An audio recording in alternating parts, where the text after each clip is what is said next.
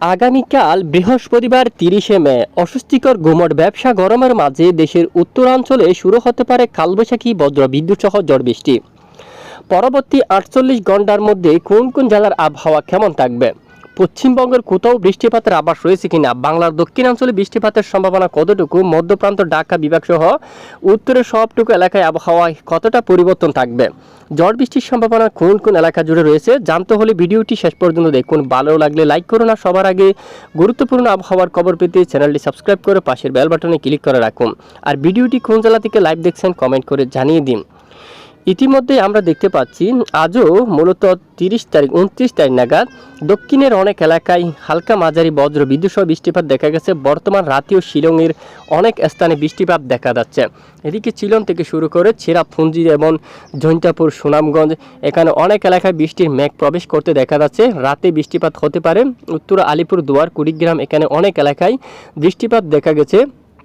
ধুবুড়ি, দাদিঙ্গিরি, তারপর এখানে গোয়ালপাড়া, তারপর এখানে দুধনাই এই এলাকায় বৃষ্টিপাত দেখা গেছে। তো আমরা দেখতে পাচ্ছি আগামী 24 ঘন্টার মধ্যে আবারও উত্তরের অনেক এলাকায় বৃষ্টিপাত থাকতে পারে। দক্ষিণে বৃষ্টিপাতের সম্ভাবনা নেই। পশ্চিমবঙ্গ সহ বাংলার দক্ষিণাঞ্চলে বৃষ্টিপাতের সম্ভাবনা নেই। গতকালে বলেছিলাম যে বৃষ্টিপাত দক্ষিণাঞ্চলে হবার তেমন সম্ভাবনা নেই। তো যারা দক্ষিণাঞ্চল রয়েছেন তারা আমাদেরকে জানাবেন বৃষ্টিপাত পেয়েছেন কিনা, কারণ এখানে বৃষ্টিপাতের সম্ভাবনা খুবই কম।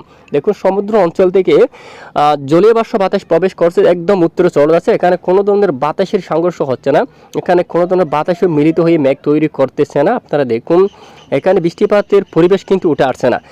এখানে চট্টগ্রাম বিভাগের দু এক এলাকায় হালকা হলেও হতে পারে, সম্ভাবনা কিন্তু কম, অনেকটাই কম। উত্তরে বৃষ্টিপাতের সম্ভাবনা থাকবে, উত্তরে মেঘ তৈরি হতে পারে, সাথে বজ্র বিদ্যুৎ সহ বৃষ্টিপাত থাকতে পারে। পশ্চিমবঙ্গের উপর সম্ভাবনা খুবই কম, তবে আগামীকাল দু এক স্থানে কিছুটা বিক্ষিপ্ত বৃষ্টিপাত থাকার একটি সম্ভাবনা উঠে আসছে।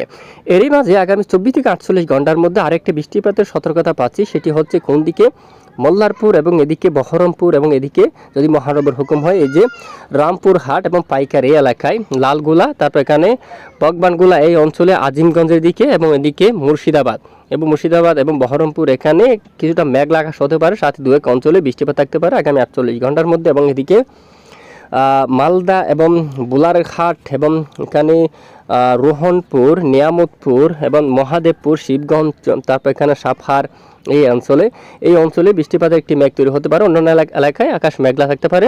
গাইবান্ধার দিকেও মেঘ তৈরির একটি আভাস রয়েছে।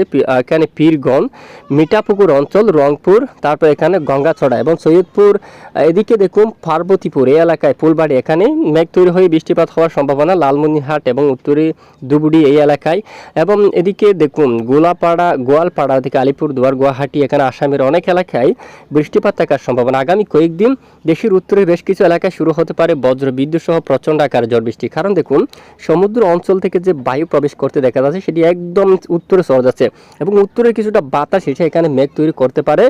এদিকে দেখুন কুড়িগ্রাম, তারপর শিলং, এই যে সব এলাকায় মেঘ তৈরি করতে পারে এবং সেই মেঘ ছড়িয়ে যেতে পারে এখানে উত্তরের বেশ কিছু এলাকা জুড়ে, এবং সেখান থেকে বৃষ্টির কণা মেঘ তৈরি হয়ে অনেক এলাকায় বজ্র বিদ্যুৎ সহ প্রচণ্ড বৃষ্টিপাত ঘটার একটি সম্ভাবনা কিন্তু দেখা যাচ্ছে। মূলত আগামী কয়েকদিন বৃষ্টির যে সম্ভাবনা সেটি কিন্তু দেশের উত্তরাঞ্চলে, দক্ষিণাঞ্চলে খুবই কম।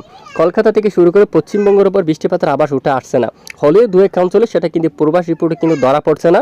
দেখুন বেশ কিছু এলাকায় আকাশ পরিষ্কার থাকতে পারে। খুলনা, বরিশাল এবং চট্টগ্রাম বিভাগের উপরে বৃষ্টির সম্ভাবনা খুবই কম রয়েছে।